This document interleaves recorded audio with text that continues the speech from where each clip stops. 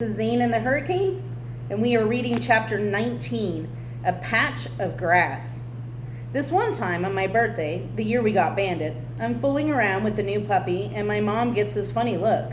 She goes, "This is so weird. I just heard your dad." And I say something stupid back, like there's no such thing as ghosts, and she goes, "It wasn't a ghost, Zany, it was the way you laughed." That's when she told me the story about how she met my father. She was in the Air Force and had to go to this promotion party for someone she barely knew. And she was trying to figure out how to leave without being impolite when she heard this dude laughing in another room. Had no idea who he was, but something about the way he laughed made her want to see what he looked like. So she excused herself and went and saw my dad yucking it up with a couple of his friends. We looked at each other and we knew from that very first moment, she said. "The funny thing, your father was a really serious guy. He didn't laugh all that much, okay? But he did that night." "And the rest is history," I say, smart-mouthing her. But she got me back by saying, "You know what? That's something your father would have said." Which basically left me speechless. I mean, what do you say to that? It's not like I hate my father or anything. You can't hate someone you never knew, even if he did something stupid like get himself run over by some old Gumby before I was born. But it's weird knowing part of me comes from a dead man who grew up here in New Orleans, a dead man who once was exactly my age, and who looked at this place through eyes not much different than my own, except that he wasn't a stranger here. He had family and a history in New Orleans. He had a brother that died here. This was his home until he ran away for whatever reason. My father must have known these neighborhoods like I know my neighborhoods back in New Hampshire. He probably rode his bike down this very street, except it wasn't underwater then.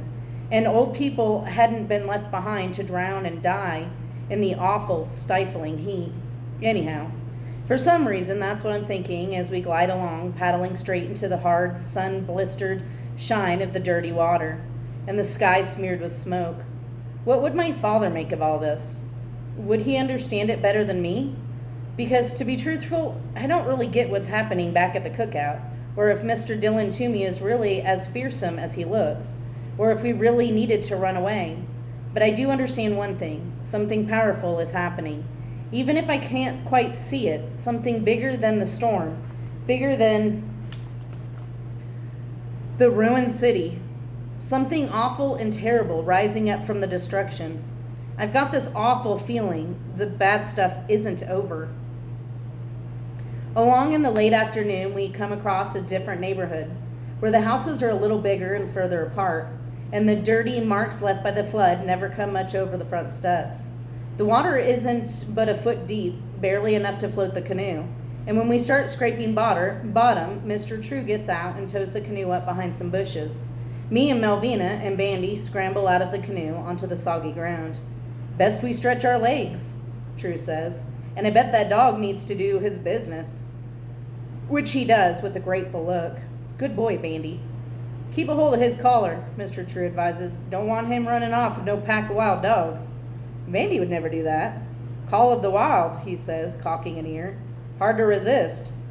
Off in the distance, dogs are barking, and they do sound wild and probably vicious.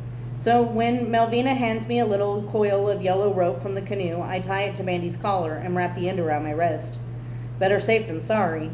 It's not like he's never run away.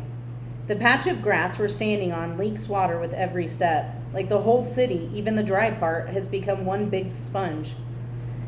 Heat rises from the damp ground, a heat that steams you to the bone. And to make it even more miserable, swarms of mosquitoes feast on us.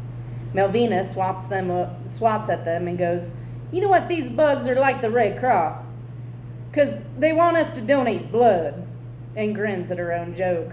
"Don't tell me about no Red Cross," Mr. True responds, frowning. "They gone, evacuated and left us to our troubles." He swats at the mosquito with his top hat, eyes all squinted up behind his chunky black frame glasses. We're on dry ground, more or less, like he promised, but he doesn't look at all happy about it. "Gotta be careful hereabouts," he says uneasily. "This is a place that don't take kindly to strangers." "Looks like everybody got away," I observe, glancing at the boarded doors and windows of the big, stately homes. "Maybe so," Mr. True says, "or maybe they hadn't." "What we do?" Melvina wants to know. He shrugs wearily. knock on some doors and hope for the best, he says.